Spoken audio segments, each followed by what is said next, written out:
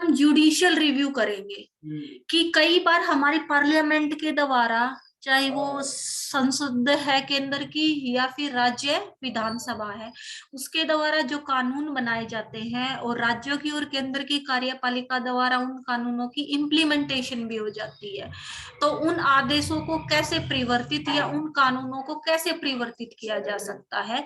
तो ये शक्ति है कानूनों को परिवर्तित करने की या रद्द करने की, कानूनों को अवैध घोषित करने की शक्ति है न्यायपालिका के पास। कि हमारी जो भारत की न्यायपालिका है, न्यायपालिका के पास संविधान के अनुसार न्यायिक पुनर्निरीक्षण की शक्ति है, जुडिशियल रिव्यू की पावर है। और इसी पावर के तहत न्यायपालिका कार्यपालिका के द्वारा विधान पालिका के बनाए हुए कानूनों को असंवैधानिक घोषित कर सकती है, उन कानूनों को कार्यपालिका को वापस लेने के लिए कह सकती है। जैसे उसका करंट एग्जांपल, जैसे अब किसान बिल के तहत देखने को मिला था कि विधान पालिका ने किसान बिल पारित किया, कार्यपालिका ने उसको लागू कर दिया, लेकिन जब वो याचिका न्यायपालिका में दर्ज हुई तो उसके प्रावधान से उस कानून को कार्यपालिका ने वापस लिया था। तो न्याय पुनर्निरीक्षण की जो शक्ति है वो शक्ति न्यायपालिका के पास है भारतीय संविधान के अंतर्गत। अब भारत में संघात्मक शासन प्रणाली को अपनाया गया है, जिसके तहत केंद्र राज्यों में शक्तियों को विभाजित किया गया है। तो कई बार ये देखने को मिलता है कि राज्यों के पास कोई अधिकार नहीं है कि वो केंद्र के कानूनों की अवहेलना करके किसी कानून का निर्माण कर सके। तो कई बार ऐसी परिस्थिति आ जाती है केंद्र और राज्यों के मध्य शक्तियों के विभाजन को लेके, कि 7वीं अनुसूची में 3 सूचियों के अंतर्गत शक्तियों का विभाजन किया गया है, संघ सूची, राज्य सूची, समवर्ती सूची। लेकिन समवर्ती सूची के जो विषय है उन पर राज्य और केंद्र दोनों को कानून बनाने का समान अधिकार है। तो कई बार विवाद की परिस्थिति आ जाती है तो केंद्र द्वारा बनाए गए कानूनों को प्राथमिकता दी जाती है। और इसी तरह कई बार राज्य में कुछ ऐसे कानूनों का निर्माण होता है जो राज्य द्वारा बनाए गए कानून केंद्र ने जो पहले से कानून बनाया है उसकी अवहेलना करते हुए प्रतीत होते हैं। तो ऐसे मुकदमों के लिए फिर न्यायपालिका में न्यायिक पुनर्निरीक्षण की पावर के तहत याचिकाएं जाती है और उसके तहत सुनवाई होती है। तो न्यायालय ये सुनवाई करता है, हमारा सुप्रीम कोर्ट ये डिसीजन देता है फिर न्यायिक पुनर्निरीक्षण के पावर के तहत कि कौन सा कानून वैध था, कौन सा अवैध है, या किसी भी राज्य या केंद्र की कार्यपालिका की कौन सी शक्तियां असंवैधानिक घोषित की जाती है। अब भारतीय संविधान में ये न्यायिक पुनर्निरीक्षण की व्यवस्था सुप्रीम कोर्ट को किन किन एक्ट के तहत दी गई है। तो सबसे पहले आता है आर्टिकल 13। आर्टिकल 13 कहता है कि राज्य द्वारा किसी भी ऐसे कानून का निर्माण नहीं किया जाएगा जो मौलिक अधिकारों को सीमित या समाप्त करते हैं। संविधान ने जो मौलिक अधिकार दिए हैं उनको राज्य कानून बना के किसी भी तरीके से सीमित या समाप्त नहीं कर सकता है कानून के माध्यम से।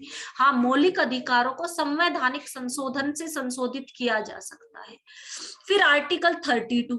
आर्टिकल 32 के तहत मौलिक अधिकारों को संरक्षण प्रदान किया गया है कि मौलिक अधिकारों की अवहेलना होने पर सर्वोच्च न्यायालय में रिट जारी करने का अधिकार है सर्वोच्च न्यायालय के पास।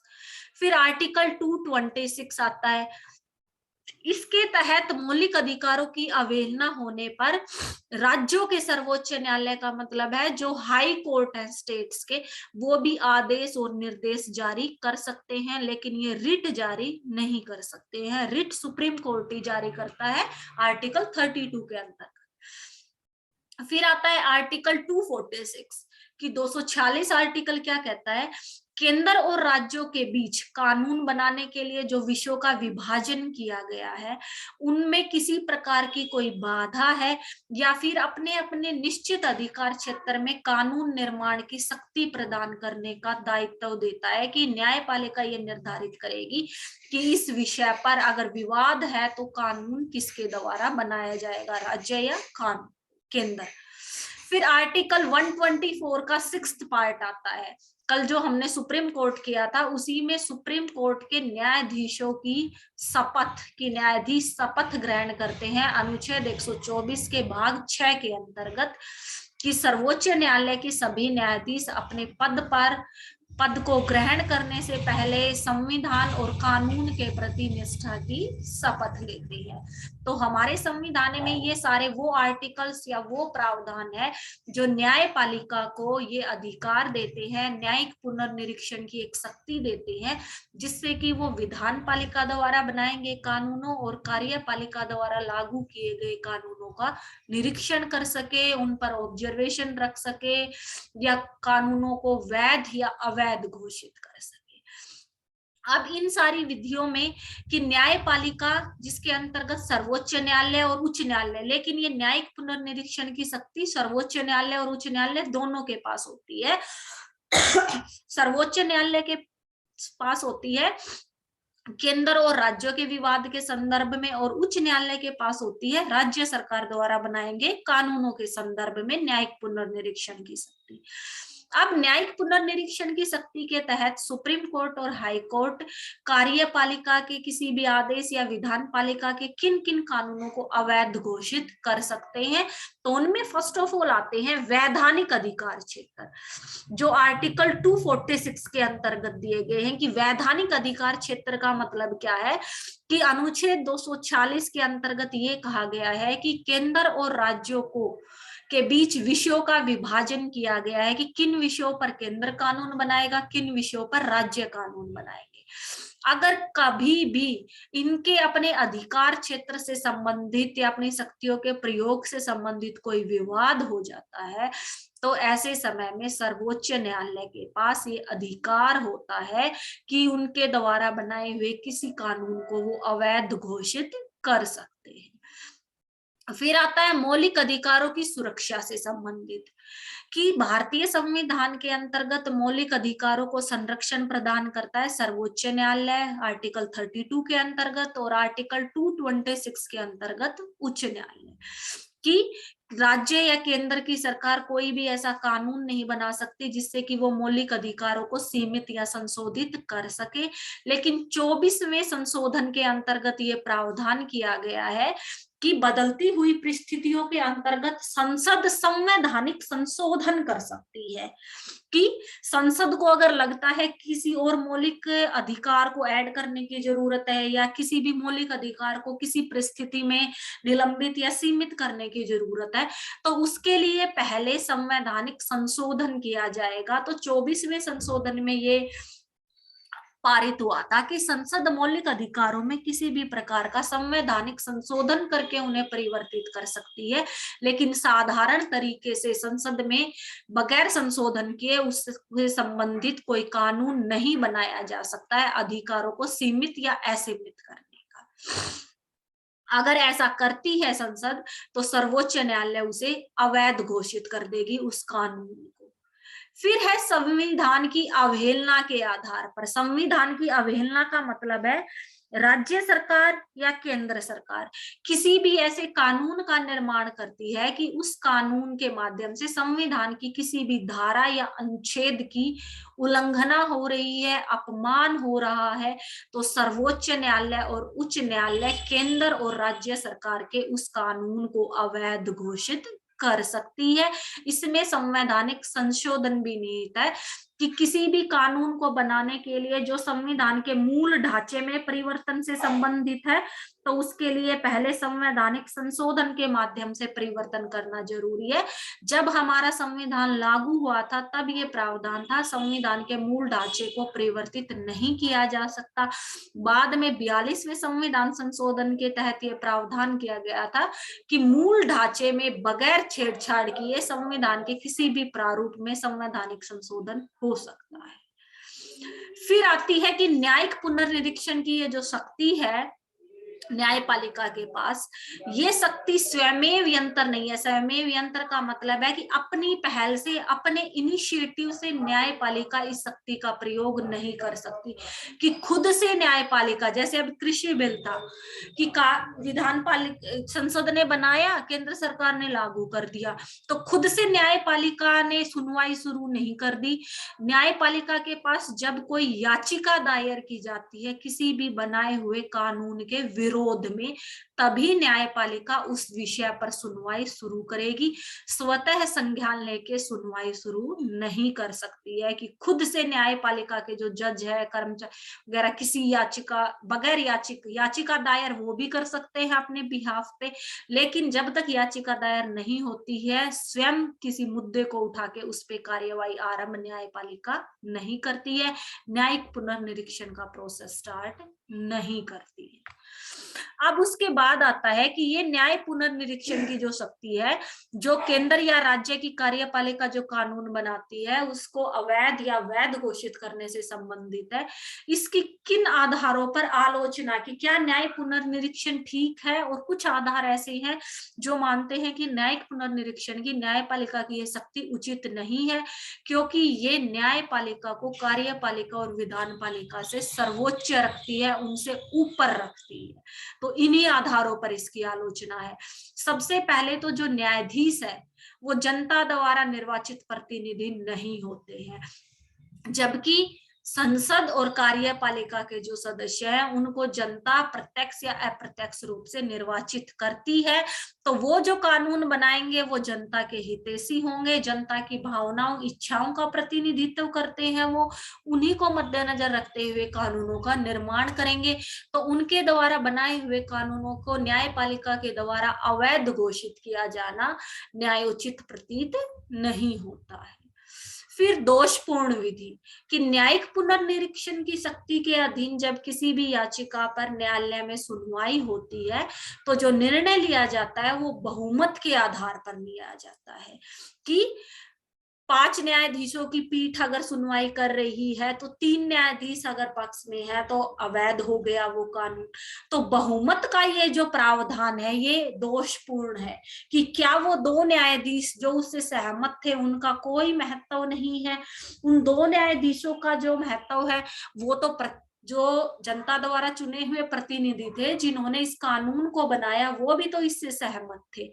तो एक तरफ तो कार्यपालिका संसद की अवहेलना कर रहे हैं, दूसरी तरफ बहुमत के आधार पर निर्णय दे रहे हैं, सार्वजनिक सहमति दर्ज नहीं हो पाती है। नेक्स्ट आता है विधान पालिका के सम्मान को भी ठेस लगती है। विधान पालिका में इसमें के संसद और राज्य विधानमंडल दोनों आ जाते हैं कि सर्वोच्च न्यायालय और उच्च न्यायालय द्वारा इनके द्वारा बनाए हुए कानूनों को रद्द करने का अधिकार है। तो जब रद्द करने का अधिकार है तो इससे ये प्रतीत होता है हमारे जो सर्वोच्च न्यायालय और उच्च न्यायालय है वो संसद और राज्य विधानमंडल से ऊपर है। तो और ना ये इनके न्यायाधीश जनता द्वारा चुने जाते हैं। तो क्या भारत को जैसे लोकतांत्रिक शासन प्रणाली कहते हैं कि जनता द्वारा चुने हुए प्रतिनिधि है, तो क्या जनता द्वारा चुने हुए प्रतिनिधि जिस कानून नीति का निर्माण करते हैं उसको जो प्रतिनिधि जनता द्वारा चुने ही नहीं जाते वो अवैध घोषित कर सकते हैं? तो सरासर विधान पालिका का अपमान है। फिर है विधान पालिका और न्यायपालिका में गतिरोध कि भारत में संघात्मक शासन प्रणाली के अंतर्गत शक्तियों का पृथकीकरण अपनाया गया है कि विधान पालिका कानून बनाएगी, कार्यपालिका लागू करेगी, न्यायपालिका उनका निरीक्षण करेगी। लेकिन विधान पालिका द्वारा बनाए गए कानून या कार्यपालिका द्वारा पारित किए गए आदेशों को अवैध घोषित करने का न्यायपालिका का ये जो अधिकार है ये न्यायपालिका और विधान पालिका के बीच गतिरोध बना देता है कि जब ये तीनों संस्थाएं सामंजस्य से काम करती हैं एक दूसरे के साथ सहयोग से, तभी सारे काम संभव हो पाते हैं, शासन सुचारू रूप से चल सकता है। लेकिन जब अवैध घोषित किया जाता है न्यायपालिका द्वारा तो मतभेद शुरू हो जाते हैं और इसीलिए 1993 से पहले कार्यपालिका का हस्तक्षेप होता था जब न्यायपालिका में, तो इसीलिए कि न्यायपालिका स्वतंत्र कार्य नहीं कर पाती थी। कार्यपालिका अगर कोई ऐसा गतिरोध होता तो नेक्स्ट टाइम जो जजेस अपॉइंट किए जाते थे कार्यपालिका अपने सहमति या अपने समर्थकों को अपॉइंट करती थी। और इसीलिए 24वें संविधान संशोधन के तहत ये प्रावधान था कि संसद मौलिक अधिकारों में अध्याय सहित पूरे संविधान में संशोधन नहीं कर सकती। बाद में 42 अमेंडमेंट हुआ जिसके तहत ये कहा गया कि जो कुछ नीति निर्देशक सिद्धांत हैं जो मौलिक अधिकारों से श्रेष्ठ हैं, और उन नीति निर्देशक सिद्धांतों की पालना करवाने के लिए मौलिक अधिकारों की भी अवहेलना की जा सकती है। तो ये जो प्रावधान है ये विधान पालिका और न्यायपालिका दोनों के बीच गतिरोध उत्पन्न करते हैं कि किसी एक के द्वारा बनाए गए कानूनों को, जो जनता का प्रत्यक्ष सदन है, उसकी अवहेलना जनता द्वारा, जनता का कोई योगदान ही नहीं है जिनको निर्वाचित करने में, वो अवैध घोषित कर देते हैं। फिर है कानून का मुख्य उद्देश्य नष्ट होने का भय। कानून का मुख्य उद्देश्य नष्ट होने का भय का क्या मतलब है?